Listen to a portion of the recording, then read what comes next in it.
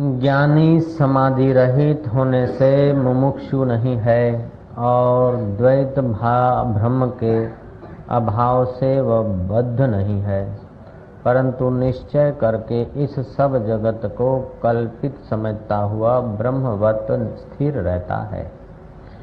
यह अष्टावक्र संहिता का श्लोक 18वें अध्याय का 28वां श्लोक है। इसका भोला बाबा की छंदों में अनुवाद यह है, कर्ता समाधि है नहीं जिसमें नहीं विक्षेप है, नहीं मोक्ष ही है चाहता रहता सदा निर्लेप है, सब विश्व कल्पित जान कर नहीं चित्त को भटकाए है, संलग्न रहता ब्रह्म में सो धीर शोभा पाए है। शोभते बुद्ध, वो बुद्ध पुरुष शोभता है। जिस महापुरुष को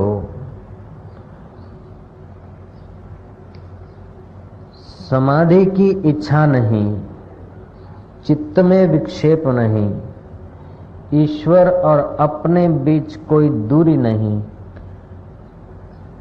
अथवा जिसका सुख स्वरूप भविष्य पर निर्धारित नहीं, बिछड़े हैं जो प्यारे से दर बदर भटकते फिरते हैं, हमारा यार है हम में हमन को बेकरारी क्या। जिसने अपने उस अलख स्वरूप ईश्वर को ज्यों का त्यों जान लिया, मान लिया, स्वीकार कर लिया, उसको समाधि की इच्छा नहीं होती। समाधान तब चाहता है आदमी जब विक्षेप हो,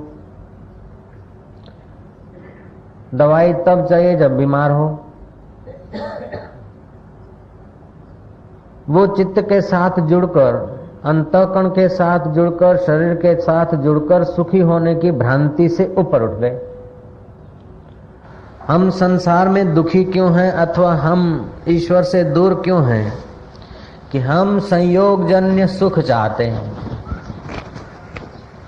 अभी जो है यहाँ जिस अवस्था में है वो अवस्था, वो परिस्थिति ठीक नहीं। भविष्य में कुछ होगा, कुछ पाएंगे, कहीं जाएंगे, कुछ मिलेगा, कुछ करेंगे, कुछ होंगे, तब सुखी होंगे। मानो सुख कहीं और बरस रहा है। तो ऐसी गलती हम लोग करते हैं और हम संयोगजन्य सुख लेने की कोशिश में लगते हैं। ज्ञानवान वह है, बुद्ध पुरुष वह है, मुक्त आत्मा वह है जो कुछ करके, कहीं जाकर, कुछ पाकर, कुछ खाकर सुखी होने की भ्रांति नहीं है, जो स्वयं सुख रूप है, जो अभी यहाँ इस समय आनंदित नहीं है, वो कभी कहीं किसी समय भी पूर्ण आनंदित नहीं हो सकता। आप जहां हो वहां अगर प्रसन्न नहीं हो तो वैकुंठ में भी प्रसन्नता मिलना संभव नहीं है। आप जहां खड़े हैं, आपका मूल स्थिति जहां है, वहां अगर आप सुखद रूप में नहीं जग रहे हैं तो कोई भी परिस्थिति आपको वो सुखद अवस्था नहीं देगी। बड़े में बड़ी गलती होती है कि हम संयोग जन्य परिस्थितियां, संयोग जन्य सुख में चिपक जाते हैं और देह के संयोग से होने वाली परिस्थिति को चाहते हैं। अभी मैं दुखी हूं, कुछ पाऊंगा तब सुखी, अभी मैं बद्ध हूं, कहीं जाऊंगा तब मुक्त। मैंने सुनाई थी वो कहानी कि सौदागर ने नया नौकर रखा, खच्चर घोड़े आदि के टोले लेकर वो एक देश से दूसरे देश, एक गांव से दूसरे गांव जाता था। नया नौकर रखा, नौकर को कहा कि माल बांध दे। नौकर ने कहा रस्सियां नहीं हजूर। बोले घोड़ों को, खच्चरों को खड़ा करके उनके पैरों में एहसास करा दिया कि हम बंधे हैं, सारी रात बंधे रहे। सुबह वो सौदागर आगे गया, नौकर को बोला कि माल को छोड़ के आ जा जल्दी। माल को कई लकड़ियां मारने लगा, लेकिन वो उसी कुंडाले, उसी रेंज में, उसी एरिया में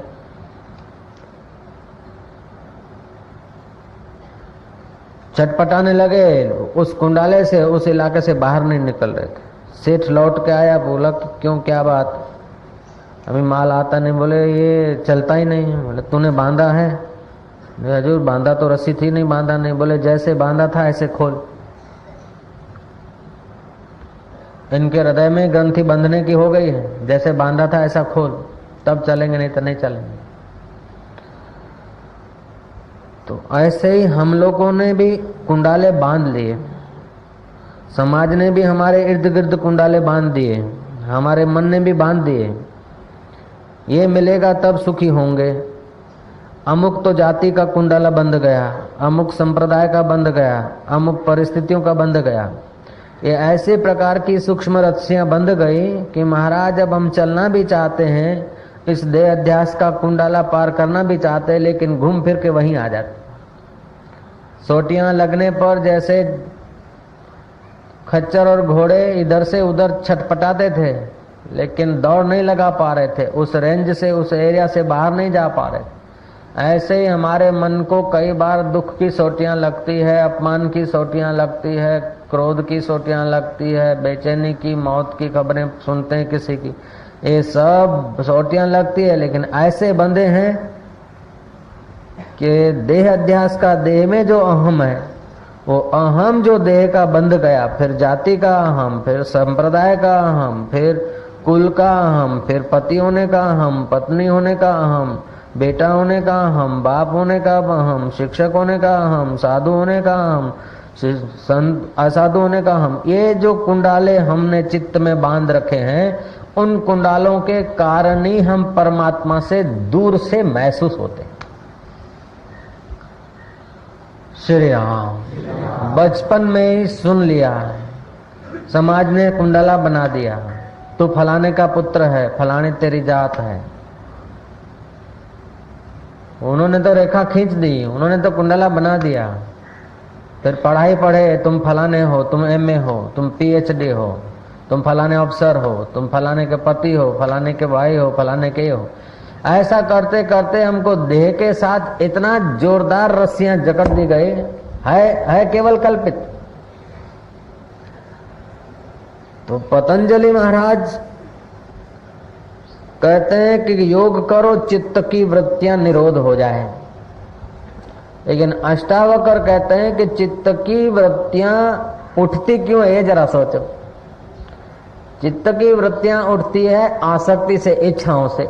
इच्छा रूपी तूफान चलता है, इसलिए सरोवर में वृत्तियां रूपी, चित्त रूपी सरोवर में वृत्तियां रूपी तरंगे उठती। तरंगों को कब तक शांत करोगे? कुछ तरंगों को शांत करा, तूफान चालू है तो तरंगे तो आती रहेगी, बनती रहेगी।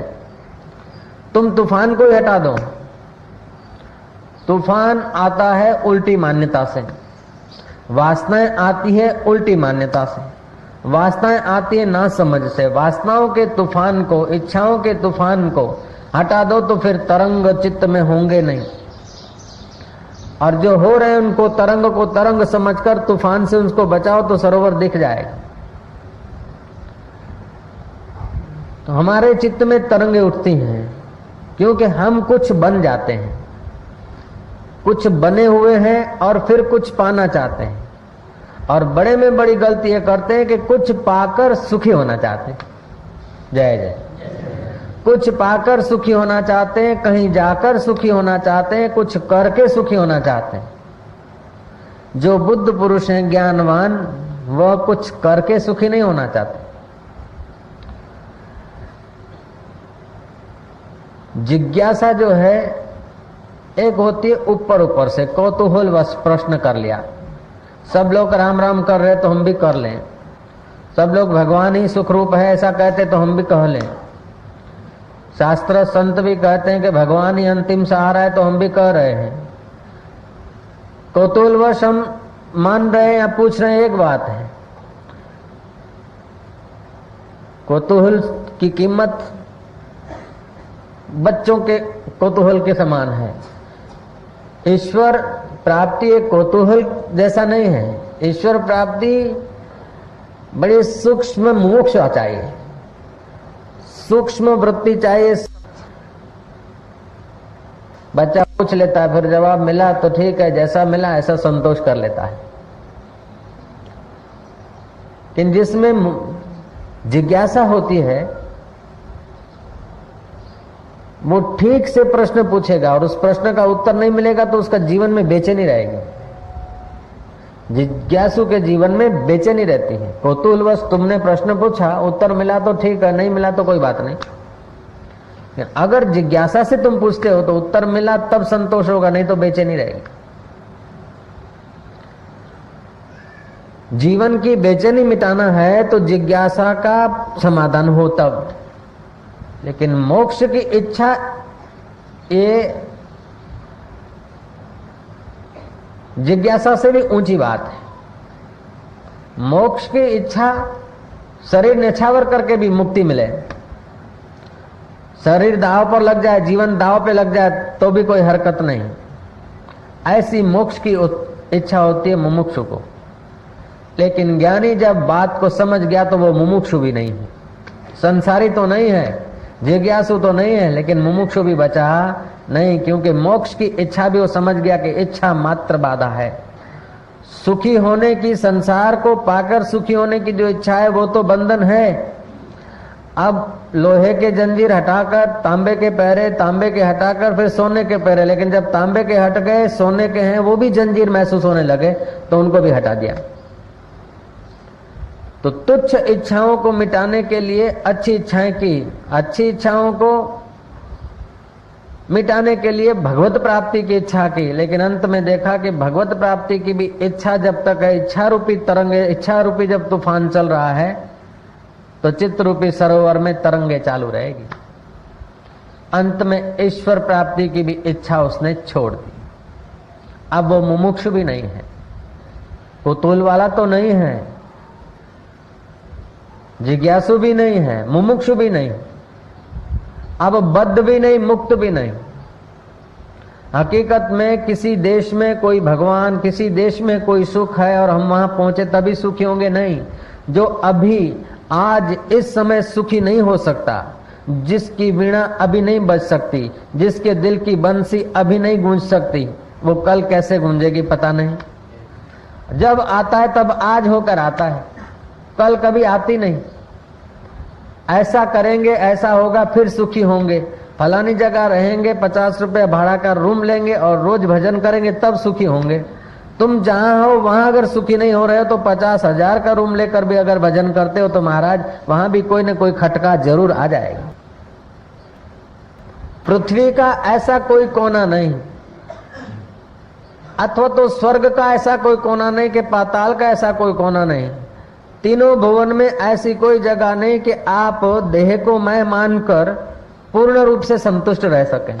कुछ न कुछ फरियाद होगी, कुछ न कुछ प्रतिकूलता होगी, कुछ न कुछ आकांक्षाएं बनी रहेगी। अष्टावक्र कहते हैं कि धीर पुरुष वह है जिसने आकांक्षाओं को ही छोड़ दिया, इच्छाओं को ही छोड़ दिया। खून पसीना बाता जा, तान के चादर सोता जा, ये किश्ती तो हिलती जाएगी, तू हंसता जा या रोता जा। ये चित्रूपी किश्ती हिलती रहेगी तब तक जब तक वासनाएं हैं, जब तक कुछ पाने की इच्छा है, जब तक कुछ करने की इच्छा है, जब तक कुछ जानने की इच्छा है। इच्छा मात्र अज्ञान से पैदा होती है, और अज्ञान होता है अपने स्वरूप का ज्ञान नहीं, और अपन जो नहीं है उसको मैं मानने की गलती। अपना वास्तविक स्वरूप एक है, उसकी सत्ता से दूसरा अंतवाहक शरीर बना, और अंतवाहक शरीर की सत्ता और सहयोग से आदि भौतिक शरीर बना। ये जो हमें दिख रहा है हाथ पैर सिर वाला शरीर, ये आदि भौतिक शरीर है, इसका आधार है अंतवाहक शरीर। इस स्थूल शरीर का किया कुछ नहीं होता, अंदर से जब आप करते हैं तभी उसका किया होता है। जैसे इंजन में जो गियर होता है, जैसा गियर बदलता है, जितना पेट्रोल मिलता है, गाड़ी उतनी भागती हुई नजर आती है। गाड़ी बाहर से भागती हुई गाड़ी नजर आती है, लेकिन काम अंदर इंजन कर रहा है। ऐसे ही कृत्य करता हुआ ये शरीर दिखता है, लेकिन इसके किए हुए की कोई कीमत नहीं। अंदर तुम्हारा भाव कैसा है? ये मंदिर में बैठा है तो जरूरी नहीं कि आप सज्जन हो, महात्मा हो, और ये दुकान में बैठा है तो ये जरूरी नहीं कि आप व्यापारी हो। आपका अंदर चित्त जहां बैठा है आप वैसे हो, लेकिन उस चित्त के साथ और शरीर के साथ जुड़ जाते और अपने आप को आप भूल जाते। जब अपने आप को भूल जाते तो चित्त में तो इच्छाएं वासनाएं होती है, कल्पनाएं होती है, आकांक्षाएं होती है, और वो आकांक्षाएं हमेशा भविष्य पर निर्भर होती है। मन का एक स्वभाव है कि इसको जो परिस्थिति प्राप्त है वहां नहीं टिकेगा। या तो भूतकाल को चिंतन करके दुखी होएगा, या तो भविष्य की कल्पना करके। मोक्ष भी भविष्य में है। अभी मैं बंधा हूं, अभी संसार नहीं चाहे, अभी ये नहीं चाहे, वो नहीं चाहे, लेकिन बस भगवान के नाम की माला जपता रहूं, भगवान मुझ पर प्रसन्न हो। तो अभी इस समय भगवान नाराज हैं, माला जपूं और बाद में भगवान प्रसन्न हो, तब मैं सुखी रहूंगा। ये भी भगत का भाव हो सकता है, अच्छा भाव है, सात्विक भाव है। जो बोतल लाकर दारू पीऊंगा तब सुखी होऊंगा, उसकी अपेक्षा इसकी भावना अच्छी है। लेकिन ज्ञानवान की ये भावना भी नहीं रहती। जय जय। वो ऐसा नहीं सोचता कि भविष्य में अभी दुखी हूं, अभी ईश्वर नहीं है और भविष्य में मिलेगा, अभी शांति नहीं है, बाद में होगी। तो ये सब कर कराने की जो आदत है वो है चित्त की, और वो माया है। आद्य शंकराचार्य ने कहा, नास्ति अविद्या मनसो अतिरिक्ता, मन एव अविद्या भवबंध हेतु हो, तस्मिन विलीने सकलम विलीनम, तस्मिन जिगृणे सकलम जिगृण। ये अविद्या या माया मन से बाहर नहीं है, मन ही अविद्या है। ये अंतवाहक शरीर ही माया है, सूक्ष्म शरीर ही माया है। इसमें जो चीज मौजूद है उसकी कोई कदर नहीं, और जो ला मौजूद है उसकी आकांक्षाएं पैदा होती। मजे की बात है कि कल कभी आती नहीं, जब आती तब आज होके आती, और जो आज प्रसन्न नहीं है, आज परितृप्त नहीं, वो कल कभी परितृप्त हो ही नहीं सकता। और कल भी आज होकर आएगी और मन फिर कल पे भागेगा। आप प्रयोग करके देखना, 32 दांत में एक दांत अगर टूट जाता है तो देखना जरा जीभ बार बार कहां जाती है। 31 की कोई खबर नहीं लेगी, जो नहीं है उधर ही जाएगी। ये मनीराम का स्वभाव है, चित्त का स्वभाव है, जो नहीं है उधर जाती। लेकिन ज्ञानवान जो है वहां ठहरता है, और जो नहीं है उसकी फिक्र नहीं करता। इसीलिए वो हर हाल में मस्त रहता है, हर हाल में तृप्त रहता है। पूरे हैं वो मर्द जो हर हाल में खुश है, मिला अगर माल तो उस माल में खुश है, हो गए बेहाल तो उसी हाल में खुश है, कभी सोए हाट में तो कभी बाट में खुश है, कभी ओढ़े टाट तो कभी उसी वाट में खुश है। पूरे हैं वो मर्द जो हर हाल में खुश है। उसकी खुशी भविष्य पर नहीं है, उसकी खुशी कोई संयोग पर नहीं है, उसकी खुशी कोई प्राप्ति पर नहीं है, अथवा किसी त्याग पर नहीं है। उसकी खुशी अपने तीसरे निज स्वरूप पर ठहरने की है। तो हमारे 3 शरीर हैं। एक चिदाकाश स्वरूप, शुद्ध स्वरूप, जिसको हम मैं बोलते हैं। शुद्ध मैं अगर हूं, माया मिल गई। मैं हूं फलाना, ये माया मिला दी। मैं जहां से उठती है वो हमारा आत्म स्वरूप है। उसकी सत्ता लेकर ये अंतवाहक शरीर दूसरा, और दूसरे शरीर का संयोग लेकर ये जो दिख रहा है तीसरा शरीर। तो हम लोग गलती क्या करते हैं कि इस तीसरे शरीर को अनुकूल परिस्थितियां सर्जित करके सुखी होना चाहते हैं। श्री राम। पाश्चात्य जगत का ज्ञान, विज्ञान, बुद्धिमत्ता, अक्ल और होशियारी इस स्थूल, और जितना ही इसी के लिए सुविधाएं और सुख उपलब्ध किया जाता है, उतना ही आदमी सत्य से दूर चला जाता है। अगर सत्य के तरफ लक्ष्य हो और इसका उपयोग करने के लिए शरीर को खिलाएं पिलाएं तंदुरुस्त रखें, इसकी मना नहीं, लेकिन यही सर्वेश्वर मान लिया तो महाराज कोई भी ऊंची अवस्था आ जाए बाह्य जगत से, लेकिन अंदर में तृप्ति नहीं रहेगी, अंदर में आनंद नहीं रहेगा। अंदर की वासनाएं जो है ना, तूफान चलते ही रहेंगे, तरंग चालू रहेंगे। पतंजलि और अष्टावक्र मुनि में काफी फासला हो जाता है। पतंजलि कहते हैं कि तरंगों को दबा दो, तरंगों को शांत कर दो। यहाँ पतंजलि मुनि की साधना समाप्त होती है। योगश्चित्त वृत्ति निरोध, योग से चित्त की वृत्तियां निरोध करो। लेकिन अष्टावक्र मुनि की यहां से साधना शुरू होती कि चित्त की वृत्तियां, चित्त दूसरा शरीर है, आपका मूल जो है वो चित्त नहीं है।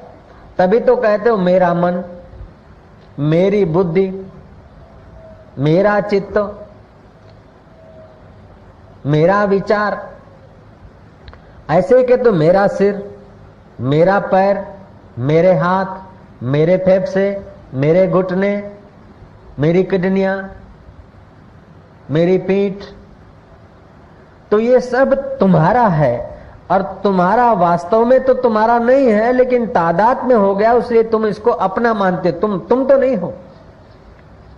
ज्ञानी वो है जिसको पता चल गया कि मैं एक रस हूं और ये चीजें बदलने वाली हैं, और ये बदलने वाली चीजों से शाश्वत सुख उपलब्ध नहीं होता। सुख की एक आभा, सुख की एक भ्रांति पैदा होती।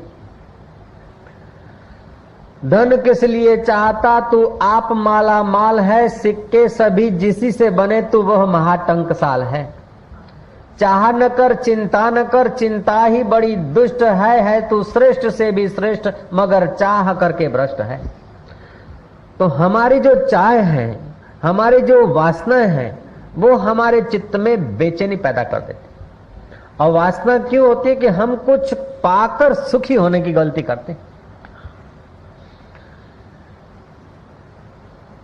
फिर कोई माला घुमाकर सुखी होने की इच्छा करे, कोई रुपया कमाकर, कोई कुछ पाकर, लेकिन कोई संयोग पैदा करके जो सुखी होने की इच्छा करते हैं, जब तक वो संयोग नहीं हुआ तब तक वो करे, और फिर संयोग हो जाएगा तो पाएंगे कि ये भी कुछ नहीं, और कुछ करो, और कुछ करो, और कुछ करो, और कुछ करो। करते करते करते जीवन समाप्त हो जाता है, मौत आ जाती, फिर दूसरा जीवन शुरू हो जाता है, फिर मौत होती है, फिर जन्मता है, फिर मरता है, लेकिन मजूरी से पिंड छूटता नहीं। अष्टावक्र मुनि बड़ी अद्भुत बात बता रहे हैं कि ज्ञानी समाधि रहित होने से मुमुक्षु नहीं है। ज्ञानी को समाधि करने की भी इच्छा नहीं होती। ये तो बहुत ऊंची चीज है, बड़ी सुहावनी खबर है समाधि तो।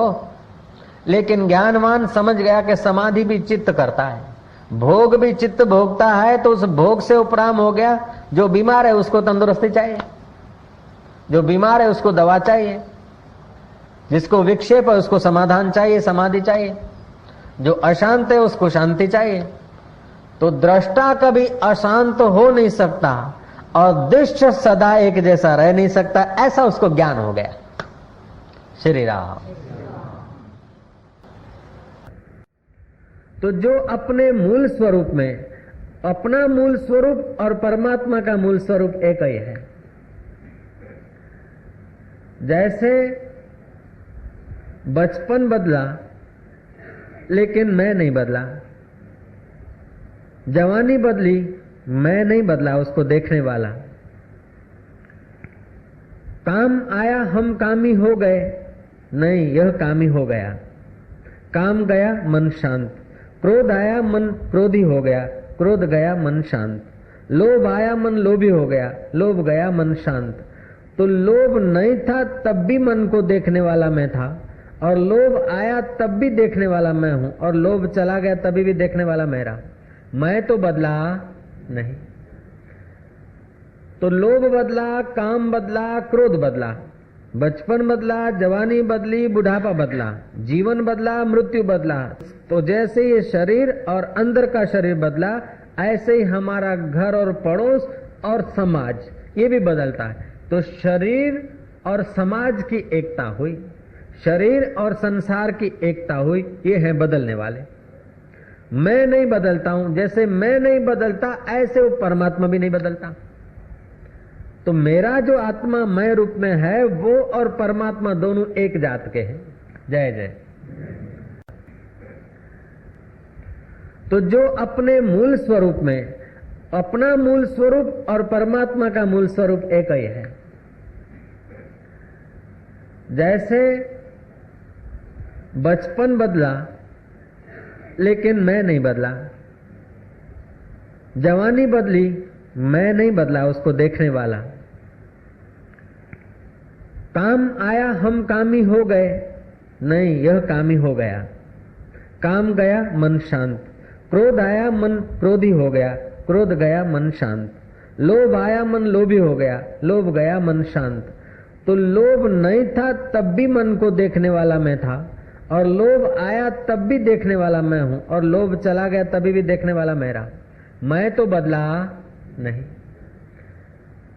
तो लोभ बदला, काम बदला, क्रोध बदला, बचपन बदला, जवानी बदली, बुढ़ापा बदला, जीवन बदला, मृत्यु बदला। तो जैसे ये शरीर और अंदर का शरीर बदला, ऐसे ही हमारा घर और पड़ोस और समाज ये भी बदलता है। तो शरीर और समाज की एकता हुई, शरीर और संसार की एकता हुई, ये है बदलने वाले। मैं नहीं बदलता हूं, जैसे मैं नहीं बदलता ऐसे वो परमात्मा भी नहीं बदलता। तो मेरा जो आत्मा मैं रूप में है वो और परमात्मा दोनों एक जात के हैं। जय जय। अपना जो शुद्ध मैं है, तीसरा आध्यात्मिक शरीर जो है, आध्यात्मिक मैं शरीर, तो भाषा आ जाती है इसी गलती की, उसको शरीर कहो या असलियत कहो या तत्व कहो। अपना जो मैं, अपना जो शुद्ध मैं है, वो परमात्मा का मैं और अपना मैं एक है। जैसे अपने बदलते नहीं, शरीर और मन बदलता है, ऐसे ही परमात्मा सच्चिदानंद परब्रह्म परमात्मा नहीं बदलते। सृष्टि होती है, सृष्टि में परिवर्तन होते हैं, सृष्टि प्रलय होती है, तभी भी भगवान रहते हैं। पुराणों में सुना होगा कि महाप्रलय हो जाता है, आत्यंतिक प्रलय हो जाता है। प्रलय हो जाता है तो उसको भी तो कोई देखता है। प्रलय में कुछ नहीं रहता, कुछ नहीं रहने को भी कोई जानता है। ऐसे ही रात्रि को तुम नित्य प्रलय करते हो। सो गए, मेरा मकान है ये बात चली गई, मेरा दुकान है एक बात चली गई, मेरी जाति पाति सब भूल गए, कहाँ हो क्या कर रहे हो सब भूल गए। सुबह उठे कुछ नहीं देखा, कुछ नहीं देखा, बड़ी आराम से नींद आ गई। कुछ नहीं देखा और बड़ी मजे की नींद आई। तो नींद आई, कुछ नहीं देखा, कुछ न देखने को भी तुम जान रहे हो। तो तुम्हारे ये कर्ण जो है वो देखते तभी भी तुम देखते हो, और वे नहीं देखते तभी भी वो जो देखता है वो तुम्हारा असली स्वरूप है। ज्ञानवान उस असली स्वरूप में टिका है, इसलिए उसकी सदा समाधि है। उसको समाधि करनी नहीं पड़ती, उसका समाधान हो गया है, उसका रोग निवृत्त हो गया, इसलिए दवा उनको लेनी पड़ती नहीं। योग समाधि में विक्षेप निवृत्त करने के लिए योग समाधि है, भाव को शुद्ध करने के लिए भक्ति है, व्यवहार को शुद्ध करने के लिए निष्कामता है। लेकिन अपनी आत्मा को शुद्ध करने के लिए किसी की जरूरत नहीं। अपना आत्मा तो शुद्ध है, ये नहीं जाना तब तक ये सब करना पड़ता है। ज्ञानवान ने ये जान लिया है।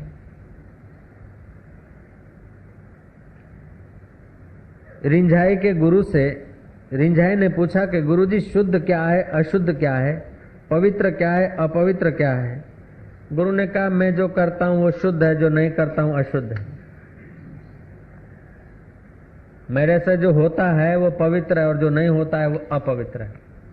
बोले बाबा जी आपसे कोई गलती नहीं होती होगी। बोले जब मैं था, इस शरीर को मैं मानकर मैं था, तब तो कितना भी संभल संभल के करता था, तभी भी सोचता था कि अब ऐसा करूंगा तब सुखी होऊंगा, ऐसा करूंगा तब कुछ होगा।